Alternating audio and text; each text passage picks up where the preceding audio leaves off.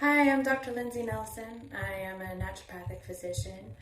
I currently still have my shingle hanging at the Multnomah Athletic Club, but during these stressful times, I am doing much more telemedicine, and I am seeing patients in my home office / treatment room under special consideration and doing occasionally home visits.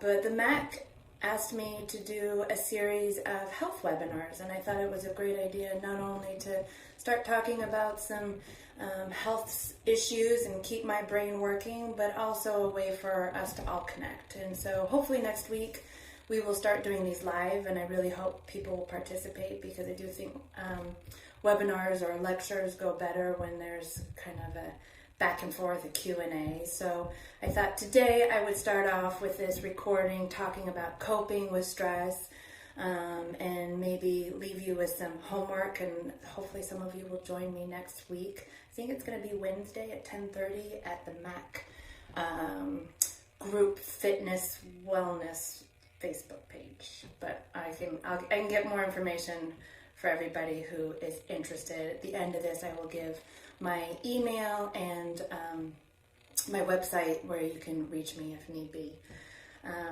I have given a lecture on stress many, many, many times over the years, and depending on the audience, it's changed. Sometimes I talk about the physiology, what happens in our bodies when we're stressed.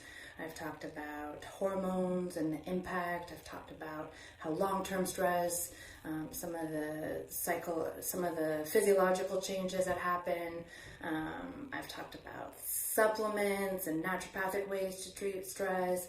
I've talked about coping mechanisms with like meditation and yoga and counseling, but never have I had to deal with something this extreme. I mean, I don't think any of us completely know how to deal with coping during a pandemic. It's a different time for all of us, and it will definitely be remembered. And how we come out of this, I think, will really give us some character. There's different types of stress that patients come to see me for. Maybe it's their family struggles, financial struggles, and maybe I do some coaching or some coping skills or whatnot. But here we are in a pandemic where all those major stressors are happening at once. We have health. We're worried about our own health, worried about our safety of our loved ones, and it's hard not to be impacted hearing the death tolls and the infection rates every day. We have financial stress happening. Unfortunately, people that I love and see daily at work, are getting laid off. 600 people yesterday. It's sad. That impacts me. It impacts all of us. Your heart goes out for those people. You have financial impact, maybe in your own home, but maybe you're just worried about the whole global economy.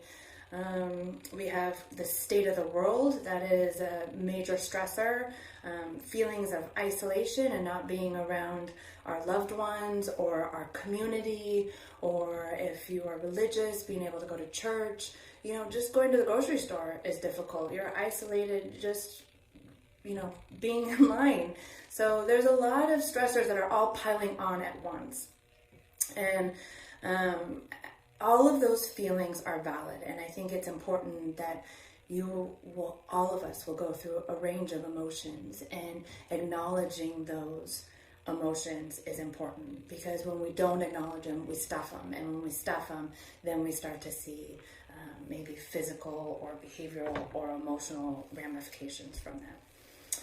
It's common during times of stress to have stressful outside events, stimuli, there's emotional side effects. Anxiety is usually top of the list. There's also a feeling of overwhelmed, anger, irritability. There is lack of motivation, depression, and those emotional side effects then create behavioral changes. Maybe we socially withdraw, which is an odd thing to say when we're already social distancing, but there are things we can do to reach out to our community, right? I've had quite a few happy hours on Zoom, or my parents came by and they stood outside my gate and I stood on my porch and we talked. Those filled my soul. It's weird talking on the phone versus seeing loved ones on Zoom, it touches you deeper. It is something that you kind of want to see and hold on to. Some of the other behavioral changes we see is poor communication. Maybe we're not communicating with our family well. Maybe we're isolating. Changes in our diet. It's common that a lot of people are doing diets that are probably not the best for them. We started out the same way. We had a pantry full of, carbs and breads and pasta and whatnot. And we also had a fridge full of vegetables. And yet during these times of stress, it's like we all just kept choosing the chips and the cookies and the pasta and the comfort foods. Maybe there's, another behavioral change that's really common is drinking more, or maybe drugs, missing commitments. Maybe you are working from home, but it's too hard to get on that Zoom meeting.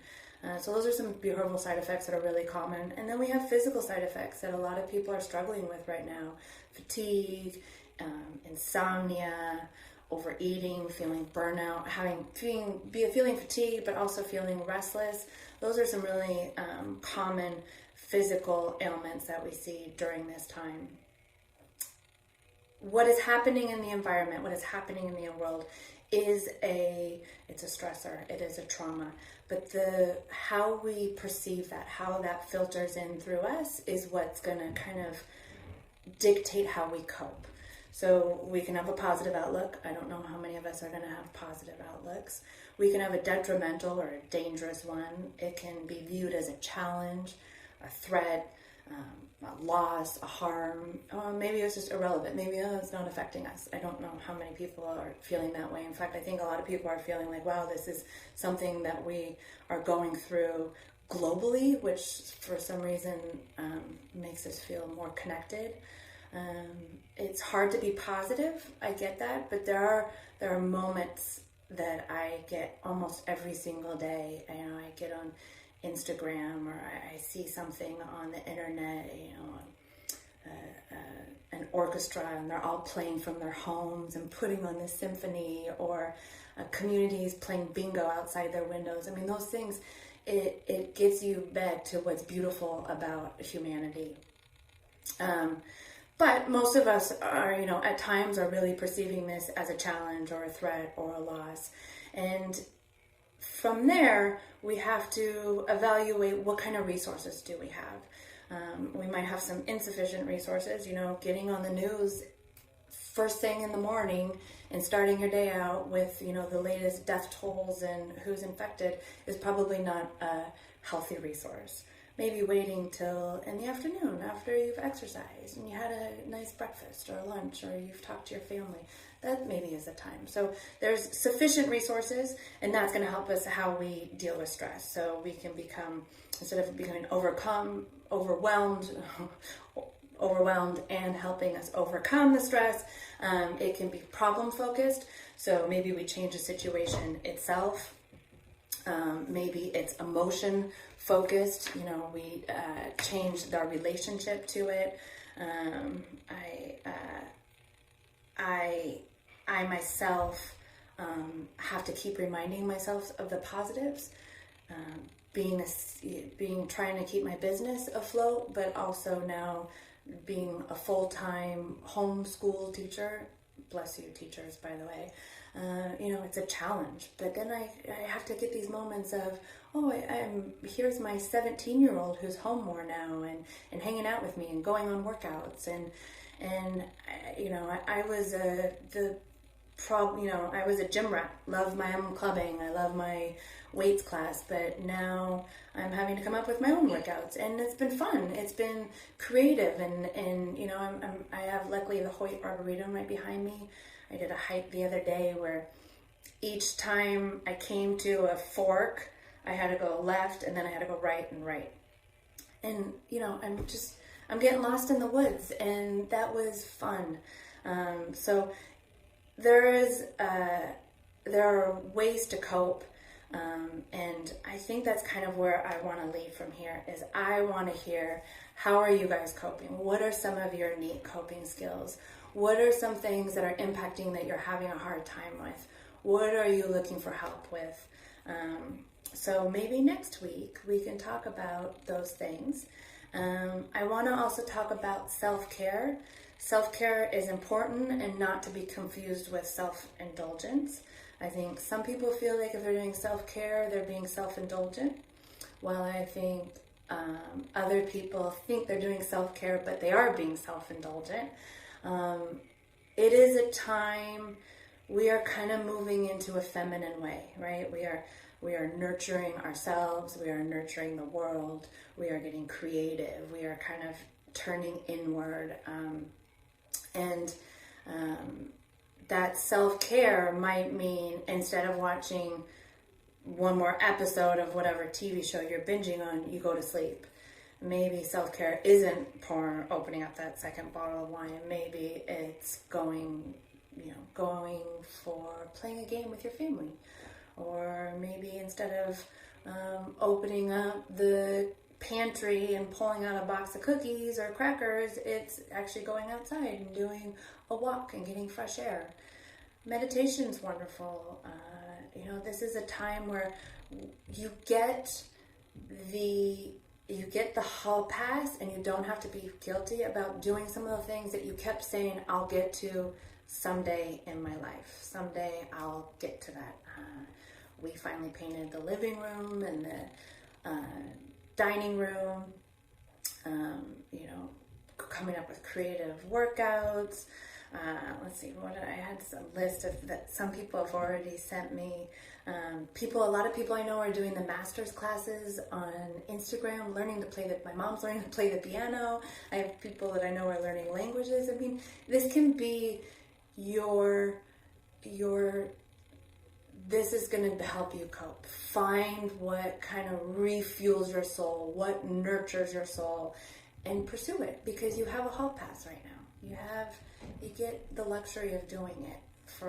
And I would say the other thing that's really important is setting some boundaries. It's important when you are trying to work from home and maybe be a teacher to your children, or have some time to yourself.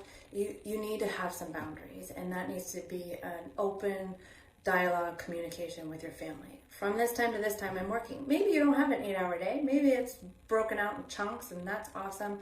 But that communication, those boundaries need to be set in place, because I do feel that most of us thrive in a scheduled environment, where we know what's going to happen, and especially children, and know which kind of hat we're putting on at that time. So set those boundaries. That is a self-care tip.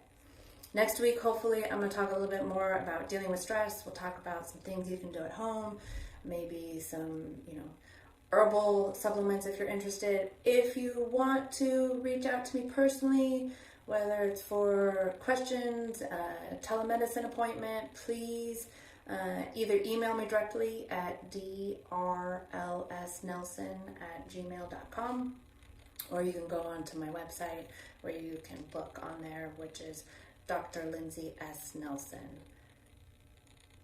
Sorry, I messed those up.